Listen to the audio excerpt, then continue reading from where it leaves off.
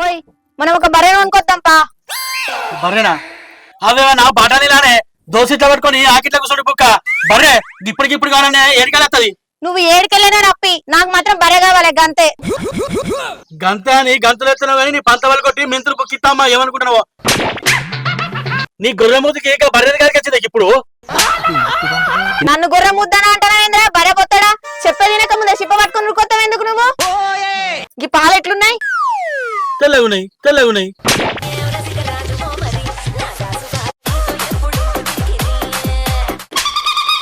చెంబు పట్టి చంపితే నీ ఉబ్బు చెంపలని దెబ్బకే పాల్చబడాలి లేకిడోడా. నీ రోతమాటలకు రీత ఉండదు ఎందుకు? అరే నువ్వు అడిగిదానికి సమాధానం చెప్తే కడిగినట్టు మాట్లాడుతున్నావు నన్ను. గంప నోరు పెట్టుకొని గంపలకి వెళ్తావు. ఏమైందో చెప్పు.